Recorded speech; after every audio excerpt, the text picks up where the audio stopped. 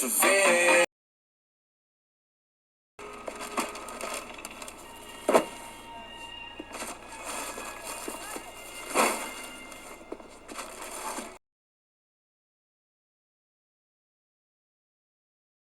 Come on, keep it moving. Keep it moving, guys. Excuse me, officer.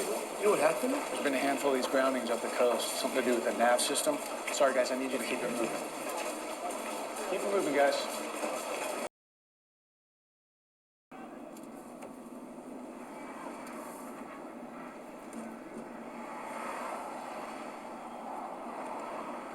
Here's a Starbucks.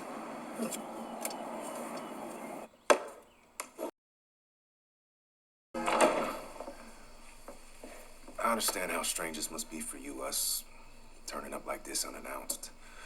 We'd have called, you see, but the phones are out. Yeah, my phone doesn't seem to have service. It's almost as if we're telling the truth.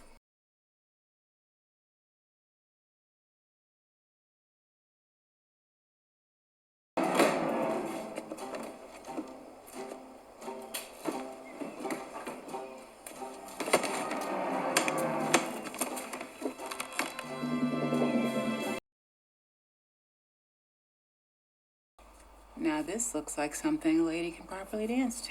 Oh, come on. That's not what I brought you in here for.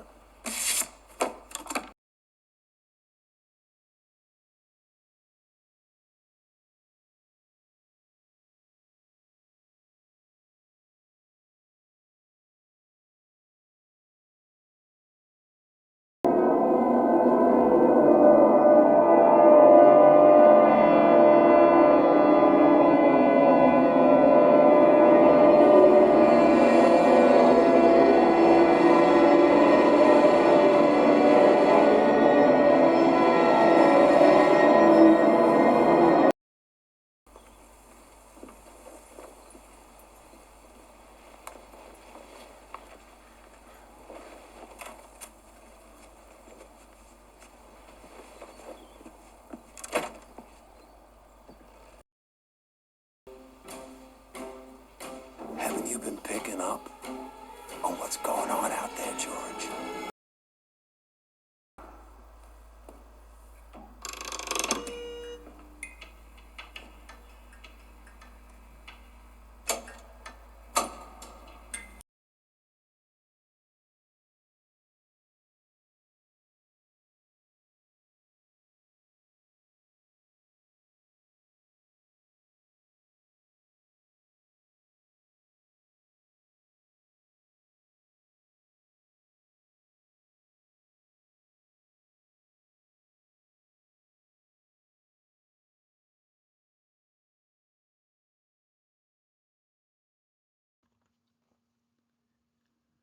And finally, the three different wave designs on the bedroom wall, as noted by others, increasing in ferocity with each iteration.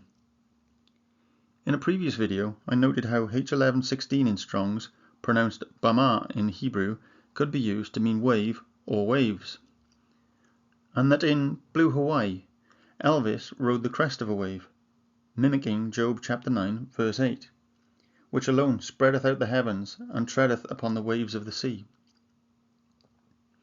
In Leave the World Behind, we can see similar mimicry, but this time, firstly, of Luke chapter 8, verse 23.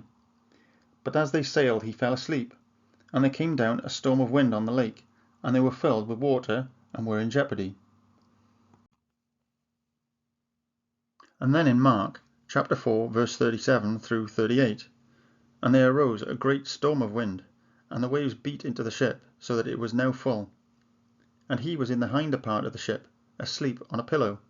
And they awake him, and say unto him, Master, carest thou not that we perish? And finally, in Matthew chapter 8, verse 24, and behold, there arose a great tempest in the sea, insomuch that the ship was covered with the waves, but he was asleep.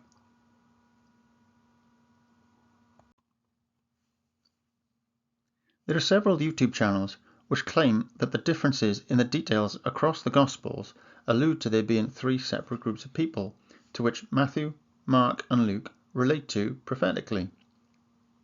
And as such, the progression of the storm across these books reflect the passing of time through the tribulation period. Whilst I do believe this to be a correct summarization, this is not the focus of this channel. But we can see 1. A storm of wind in Luke, 2. A great storm of wind in Mark, and 3. A great tempest in Matthew.